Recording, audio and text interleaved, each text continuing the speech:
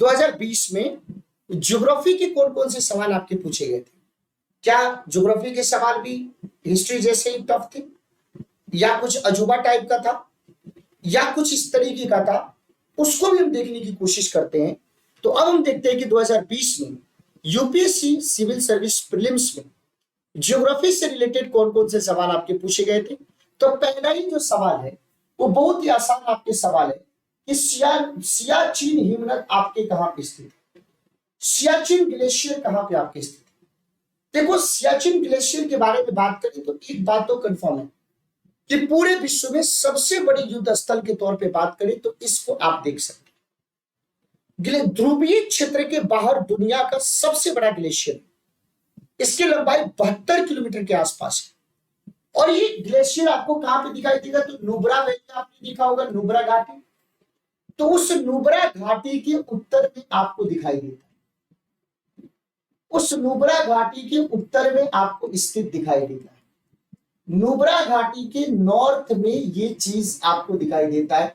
नुब्रा घाटी के उत्तर में ये जो सियाचिन ग्लेशियर है वो आपको दिखाई देता है। तो सवाल ये पूछ रहा है कि सियाचिन ग्लेशियर का अक्साई चीन के पूर्व में कोई मतलब ही नहीं है भाई। ले के पूर्व में, गिलगिट के उत्तर में, तो नुब्रा घाटी के उत्तर में सियाचिन ग्लेशियर आपको दिखाई देता है। अब ये सवाल देखो, अलग अलग आपके रिवर दिए गए हैं और वो रिवर दिए गए जो बहुत ही फेमस है, जिसको ना चाहते हुए भी आप सब लोगों को सुनना पड़ता है, जिसको ना चाहते हुए भी आप सब लोगों को जानना पड़ता है। वैसे रिवर की क्वेश्चंस आपके पूछा और सवाल क्या पूछ रहा है कि कौन सी नदी कहां में जाकर के मिलती है। जब मिकांग नदी के बारे में बात करें तो अंडमान सागर से उसका क्या लेना देना, ये जाकर के मिलती है आपकी साउथ चाइना सी में। ये जाकर के कहां पे मिलती है भाई? साउथ चाइना सी, दक्षिणी चीन सागर में जाकर के मिलती है।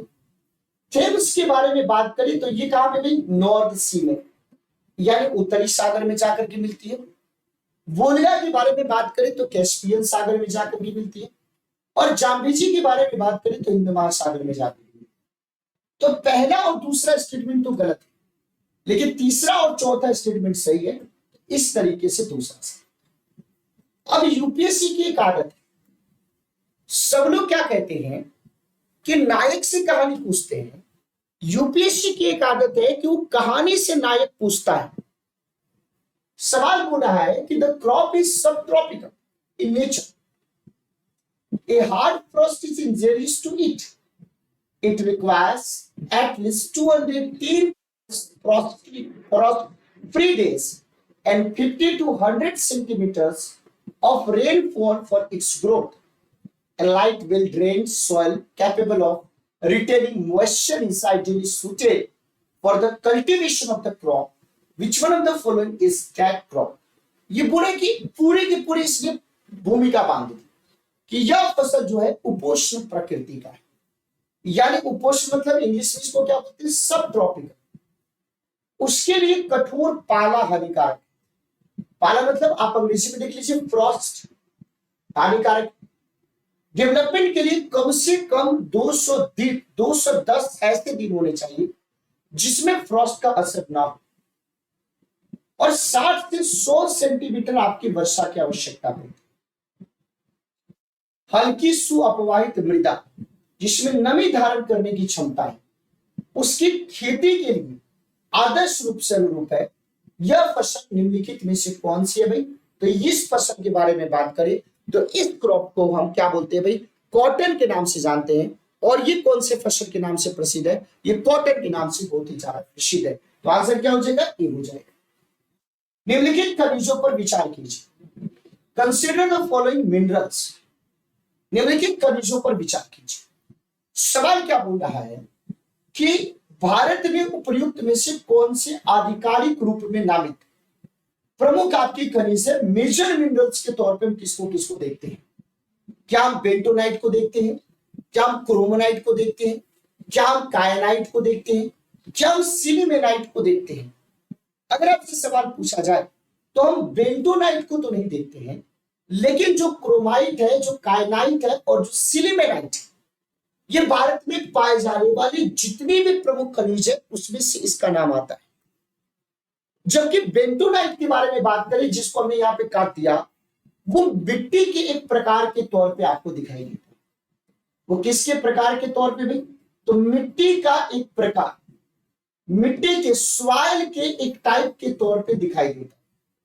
मिट्टी के एक प्रकार के तौर पे इसको दिखाई देता है, जो आमतौर पे जो वोल्केनिक जो एसेस होते हैं, जो ज्वालामुखी राख होता है, उससे परिष्कृत होता है, जिसके कारण इस मिट्टी में जो औषधीय गुण है वो विद्यमान हो जाते हैं। इस मिट्टी का प्रयोग किसके लिए करते हैं भाई? तो स्किन पर जो होने वाले जो एक्जिमा है, जो डर्मेटाइटिस है, एलर्जी है, उसकी समस्या को दूर करने के लिए करते हैं। लेकिन क्रोमाइट, काइनाइट और सिलिमेनाइट जो है वो ऑफिशियल तरीके से मतलब मेजर मिनरल्स के तौर पे भारत में देख सकते हैं। तो 2, 3, 4 आपके करेक्ट आंसर हो जाए। भारत में रासायनिक उर्वरकों के संदर्भ में इस सवाल आपसे पूछा, जो केमिकल फर्टिलाइजर्स, आपको पता होगा कि 2023-24 के बजट में भारत सरकार को एक योजना ही लेके आना, जिन्होंने लोगों के सामने हाथ जोड़ी और बोले कि पीएम प्रणाम, आप केमिकल फर्टिलाइजर की जगह पे ऑर्गेनिक फार्मिंग का यूज कीजिए। अभी सवाल क्या बोले?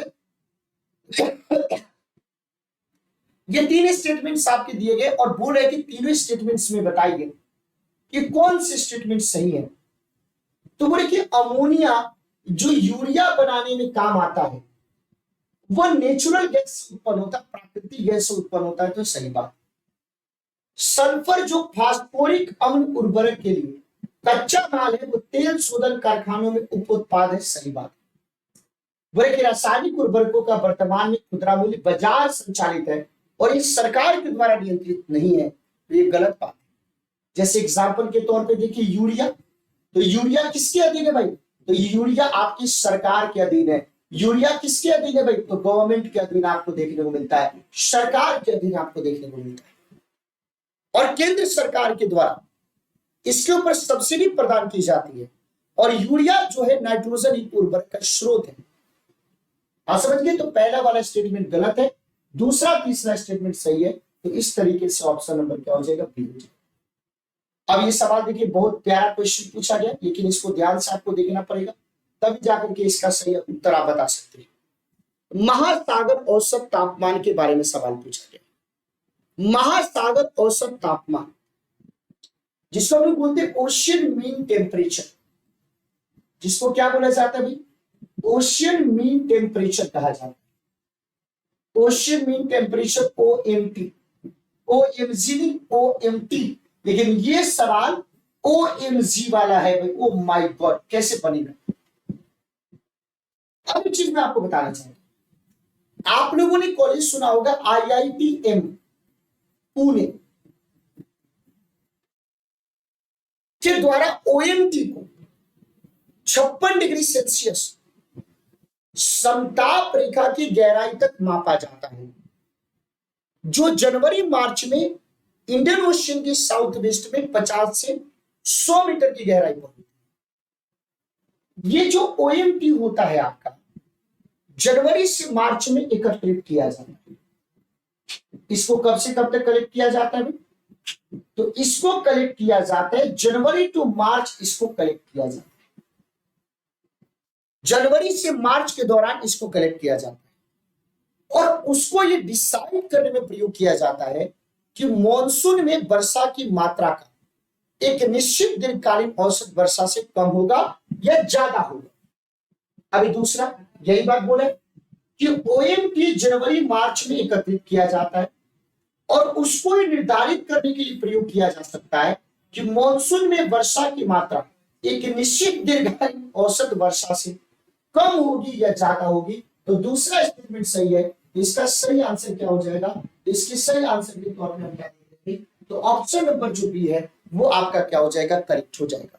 तो जब OMT के बारे में बात करें तो वर्षा ज्यादा होगी कि कम होगी, इसको लेकर के बात करते हैं। अब इसके बाद जो मैंने आप सब लोगों को पढ़ाया था आपकी क्लास में, उसी से रिलेटेड ये सवाल आपके पूछा गया है और हमें लगता है कि इस सवाल को बहुत अच्छे से आप लोग जानते हैं और बहुत अच्छे से बता सकते हैं। यह सवाल देखिए, पूरे निम्नलिखित कथनों पर विचार कीजिए। पूरे जेट प्रवाह केवल उत्तरी गोलार्ध में होती है, ऐसा होता है? ये जेट प्रवाह उत्तरी गोलार्ध में नहीं, बल्कि इसको समताप मंडल में देख सकते हैं। तो जेट स्ट्रीम होता क्या है? तो ऊपरी वायुमंडल में, स्पेशली समताप मंडल में, ये तेज गति से प्रवाहित होने वाली आपकी, तेज गति से बहने वाली, तेज गति से प्रवाहित होने वाली आपकी हवाएं हैं। तेज गति से प्रवाहित होने वाली हवाएं हैं। तेज गति से प्रवाहित होने वाली हवाएं, जिसको ऊपरी वायुमंडल में समताप मंडल में देखते हैं। यानी जेट प्रवाह के बारे में बात करें, जेट स्ट्रीम जब देखोगे तो जो सी लेवल है उससे लगभग 9 से 12 किलोमीटर की ऊंचाई पर आपकी चलती है। ये सवाल पूरे कि क्या नॉर्दर्न हेमिस्फीयर में? नहीं, नॉर्दर्न हेमिस्फीयर के साथ साथ ये आपके साउदर्न हेमिस्फीयर में भी आपकी इसका प्रवाह देखने को मिलता है। अब आपके अंदर क्वेश्चन होगा कि ठीक है भाई, सामान्यतः किधर की ओर बहती है भाई? तो जनरली ये वेस्ट की ओर आपको दिखाई देता है, सामान्यतः ये पश्चिम की ओर आपको दिखाई देता है, सामान्यतः ये पश्चिम की ओर आपकी बहती है। ये बात समझ में आ गई? अब देखो, बोले कि केवल कुछ चक्रवाती केंद्र में वाताक्षी उत्पन्न करते हैं। तो ये बिल्कुल, ये वाताक्षी केवल कुछ चक्रवाती केंद्र में वाताक्षी उत्पन्न करते हैं। चक्रवात की वाताक्षी के अंदर का तापमान आसपास के तापमान से लगभग 10 डिग्री सेल्सियस कम होता है। तो सवाल गलत है, 10 डिग्री सेल्सियस कम नहीं बल्कि अधिक होता है। कम नहीं बल्कि अधिक होता है। तो दूसरा वाला स्टेटमेंट आपके गलत है। तो सही स्टेटमेंट क्या है? तो ऑप्शन नंबर 2। तो इस तरीके से केवल और केवल ऑप्शन नंबर सी आपका सही आंसर हो जाएगा। अब सवाल आपसे पूछ रहा है, तो ये सवाल जो है मैं आप सब लोगों को बताऊंगा अलग से। तो अभी जो मैंने पूरी की पूरी क्वेश्चंस आपको कराए, वो सारे के सारे क्वेश्चंस आपके UPSC civil service examination prelims 2020 geography से रिलेटेड आपके पूछे गए थे। तो हिस्ट्री और ज्योग्राफी के सवाल जो है, आपको बिल्कुल भी ऐसा नहीं लगा होगा कि इसको हम नहीं बना सकते हैं या इसको पढ़ने में हमें किसी भी प्रकार की दिक्कत हो रही है। तो अगर आपको ये पूरे की पूरी ज्योग्राफी के सवाल इसके स्ट्रेटजी सही तरीके से समझ में आ रही है, तो सेशन को लाइक करके प्यार देना, चैनल को सब्सक्राइब करके इस परिवार के सदस्य बनना, और ऑफलाइन कमेंट करके बताना कि आपको कैसा लग रहा है। बुरा लगे तो सुझाव देने के लिए ऑफलाइन कमेंट जरूर करना।